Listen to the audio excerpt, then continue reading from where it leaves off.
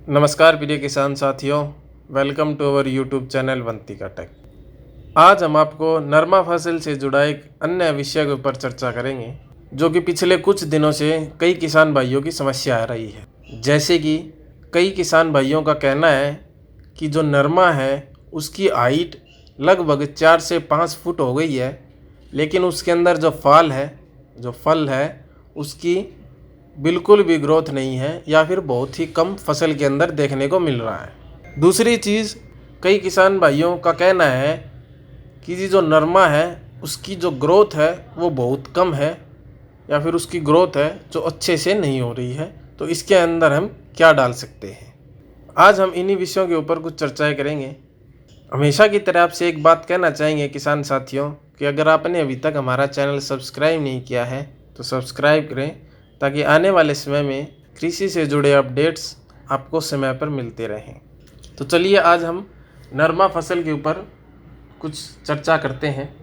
कई किसान भाई का सोचना होता है कि जी फसल के अंदर 1 कट्टा DAP, 1 कट्टा यूरिया और 1 कट्टा MOP का हम डाल दें 1 एकड़ के हिसाब से तो जी फसल के लिए बहुत है।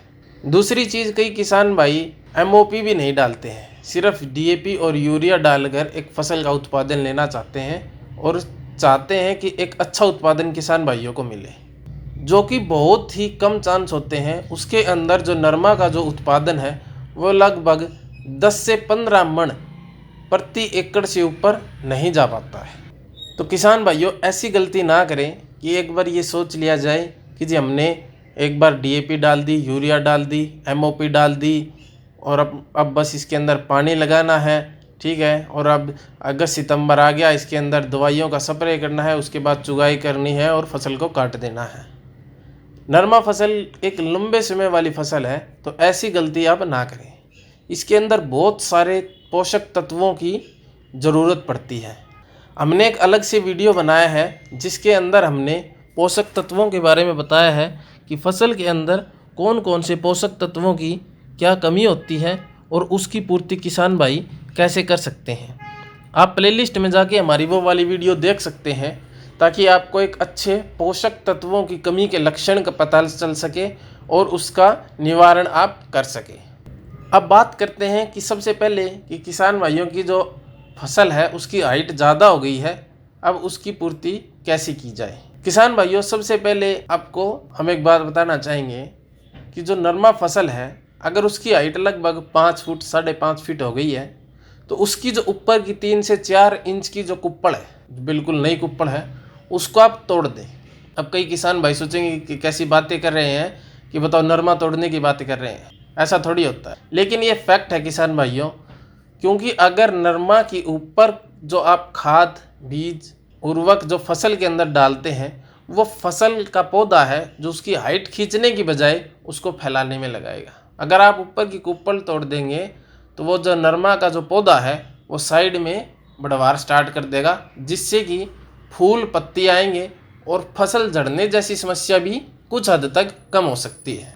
दूसरी चीज़, किसान भाई अपनी फसल के अंदर चाहे प्लेनो हो, चाहे चमत्कार हो, चाहे ईसाबैन हो, किसी भी प्रकार का कोई भी PGR हो, अपनी फसल के अंदर एक बार जरूर डालें। PGR क्या करेगा कि जो आपकी जो फसल है उसको एक झटका सा देगा, जिससे कि फसल के अंदर बढ़वार की बजाय वो साइड में फैलनी स्टार्ट हो जाती है। कम से कम एक, ज़्यादा से ज़्यादा 2 स्प्रे अपनी फसल के अंदर करें। ज़रूरी नहीं है कि आप स्पेशल ही पानी के अंदर उसको मिलाकर स्प्रे करें। आप किसी भी रसायन का जब आप फसल के अंदर छिड़काव करते हैं उस दौरान भी आप उसको पानी में मिलाकर स्प्रे कर सकते हैं, वो भी आपकी फसल के लिए बहुत अच्छा रहेगा। अब बात करते हैं कि किसान भाइयों की फसल की जो बढ़वार है वो नहीं हो रही है।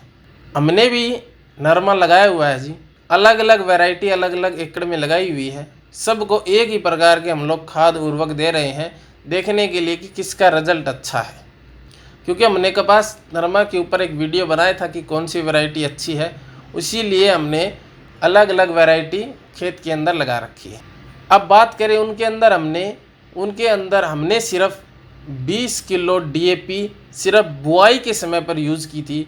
उसके बाद हमने उसके अंदर ना कोई DAP ना कोई यूरिया ना कोई MOP का छिड़काव किया है। उसके अंदर हमने सिर्फ और सिर्फ सभी चीज़ों का फोलियर स्प्रे किया है।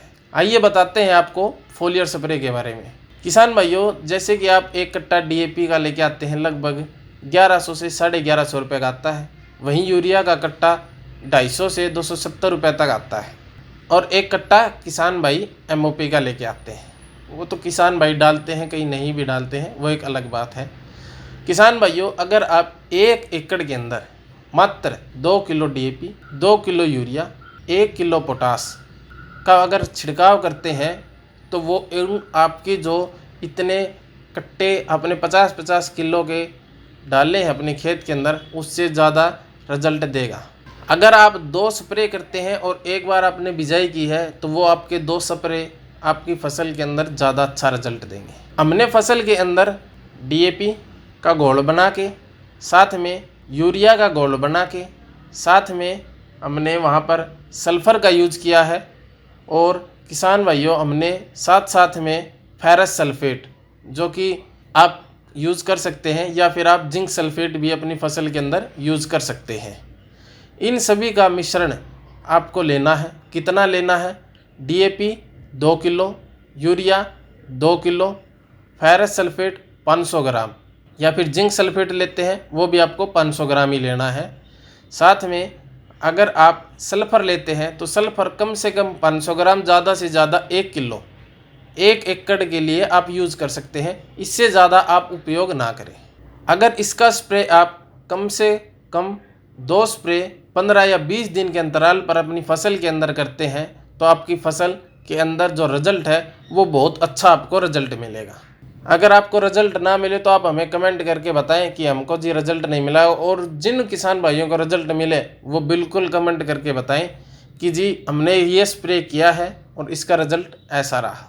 किसान भाइयों, साथ में आपको बताते हैं कि इम्पोर्टेंट बात, किसान भाई DAP का जब भी घोल बनाएं तो ध्यान रखें DAP हमेशा शाम के टाइम पे भिगो के रख दें, या फिर जो कि आप दूसरे दिन यूज़ कर पाएँ, ताकि पूरी रात के अंदर वो DAP एकदम घुल जाए।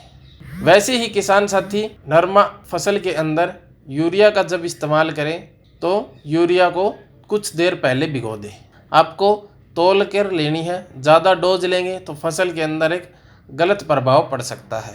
जिन किसान भाइयों की फसल 4 से 5 फीट की हो गई है वो अपनी फसल के अंदर यूरिया का स्प्रे ना करें। वो वहाँ पर किसान साथी बोरोन का 200 से 250 ग्राम उपयोग करें, जो कि आपके फसल के अंदर एक अच्छा रिजल्ट देगा। वहीं किसान साथी, जिन किसान साथियों की नरमा 60 दिन की हो गई है, 60 दिन से ऊपर की फसल के अंदर किसान साथी 1 किलो पोटास अपनी फसल के अंदर अवश्य डालें, वो भी फोलियर स्प्रे के अंदर मिश्रण करके। किसान भाई, जिंक या फेरस सल्फेट का 500 ग्राम से ज़्यादा प्रति एकड़ की दर के अंदर यूज़ ना करें, जो कि फसल के जो पत्ते हैं उसके अंदर जलने की समस्या आ सकती है। किसान भाई, हम ध्यान रखें कि जो आप स्प्रे करें वो हमेशा शाम के टाइम करें। अगर 10 से 11 बजे के बाद अगर आप अपनी फसल के अंदर स्प्रे करते हैं शाम के 5 बजे तक, तो ये एक अच्छा रिजल्ट आपको नहीं देगा और फसल के अंदर जलने या फिर पत्ते जो बीच बीच से जलने जैसे आपको दिखेंगे। सुबह या शाम के टाइम पर आप इसका छिड़काव करें, एक बहुत अच्छा रिजल्ट आपको मिलेगा। 15 से 20 दिन के अंतराल पर अगर आप 2 स्प्रे करते हैं तो हम आपको कहते हैं कि किसान भाइयों 100% रिजल्ट मिलेगा और साथ में एक अच्छा उपज और उत्पादन आपको मिलेगा। सल्फर फसल के लिए बहुत आवश्यक है, जो कि पत्ते की जितनी भी बीमारियां फसल के अंदर आ, चाहे पत्ते के ऊपर धब्बा रोग आ गया, पाउडरी आ गया, इन सभी बीमारियों को रोकने के लिए सल्फर का एक बहुत ही महत्व और अहम रोल अदा करता है। अगर आपकी अभी भी कोई किसी प्रकार का कोई प्रश्न है तो किसान साथी आप हमें कमेंट करके पूछ सकते हैं, और अगर वीडियो पसंद आए तो लाइक और शेयर करना ना भूलें। धन्यवाद।